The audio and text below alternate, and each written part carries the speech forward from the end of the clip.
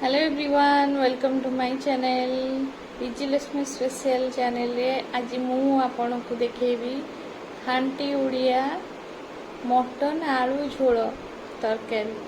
चलते भी स्टार्ट करवा। प्रथम आम कड़े रे तेल किछि पकेबा। जेहेतु आम मटन आलू झोल करवा तो आलू को आग भाजीदवा। दीटा आलू को एमती चोपा छड़ेबनी बड़ बड़ पीस करके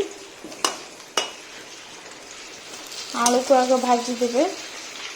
आलू भाजिला बेले स्लाइट लुण हलदी स्लाइट पकईदेवे। आलूर कलर भल आसो।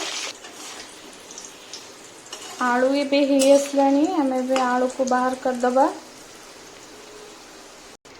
ये देखो मटन पाई मसला पियाज मु काटी देछि बड़ बड़ पियाज 3टा काटी। आईटा हूँ देखो मटन 500 ग्राम तादरे मु पियाज धनिया पत्र टिके मीट मसला गोल रखी देछि।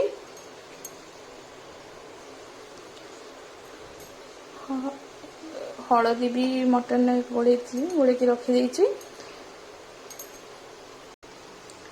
लुण मटन ने पकईनी कहीं मटन कषिला बेले लुण पकेबी। लुण मु पकाएनी आपन जदि पकेबे ठीक अच्छे। बाकी टमाटो 2टा तेजपत्र इलायच लवंग 2टा काठ मसला गरम मसला धनिया पत्र एमती काटिकी रखी किछि कटा लंका आठी अदा रसुण पेस्ट गोटे जगार मु सब रखी। मते बासन बेसी यूज हेले भल लगे जिते कम बासन रे मु ट्राए करे सब रेसिपी जहाँ भी बनवा कि मु एबे आलू को काढ़ी नहीं। एबे सेई तेल रे आमे पियाज पकेबा। प्रथमे किछि मु तेजपत्र 2टा पकई देछि। एबे इलायच और लवंग दालचीनी को पकईदबा। टिके गरम हो गले ये पियाज पकेबा। पियाज पकईदेली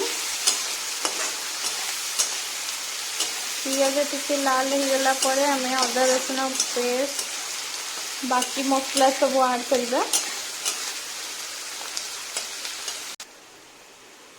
पियाज हो जाइए आम ए अदा रसुण पेस्ट 2 चम्मच पकेबा।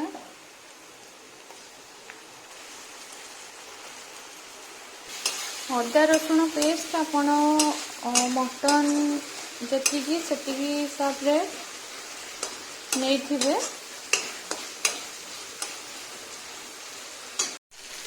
एबे आम टमाटो ये ऐड करबा। धनिया पत्र भी ऐड करबा। एबे किछि लुण ऐड करबा। जेहेतु मो आलू भाजिला बेले हलदी पकई अल्प हलदी पकाउछि। लंका पाउडर धनिया पाउडर एबे मीट मसला पकेबा। जीरा पाउडर टिके गरम मसला टिके पकेबा। लास्ट को गरम मसला पकेबा। एबे टिके जस्ट पकेबा। मसला हो गला मेरे कंचा लंका जो रखी ऐड करदबा। मसला हो गला मेरे मटन को पकेदबा। मटन को पकई आम मसला रे भल भाव मटन को गोलीदबा।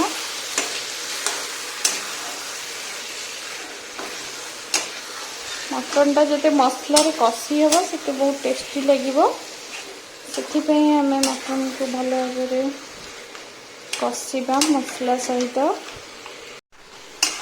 मटन कषि हवा जाए मसला सहित आम एमती भल भाव गोलेबा मटन को।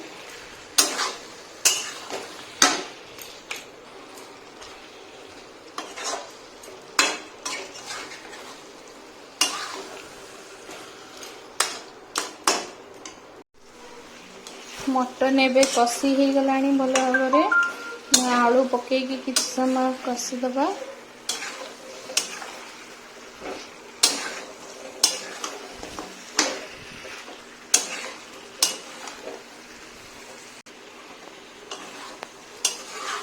देखो आलू ये कषी हो गलानी। आम ए मटन आलू को प्रेसर रे दीटा हुइसिल मारिबा पर्यंत छाड़ीदबा।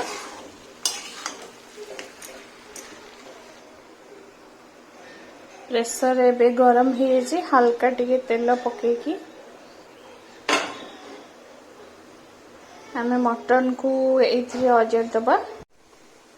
आपण आवश्यक मुताबिक पानी देदेबे। पानी देला परे टिके पानी फुटी आसला परे प्रेसर दीटा हुइसिल दबा जे आम छाड़ दबा। एबे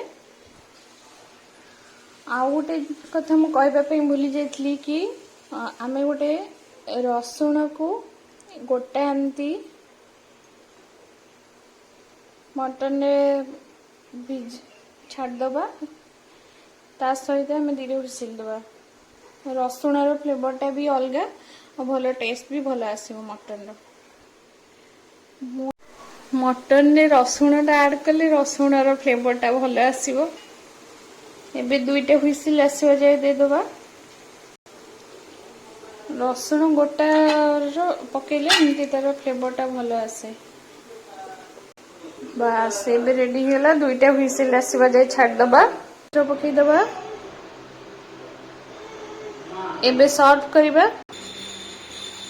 देखो मटन मुझे सर्व कर देजी। टेस्टी है। आपन भी घरे एमती बनै खाइबे। कमेंट बॉक्स रे कमेंट करी जणेबे केमती लागला। Okay thank you.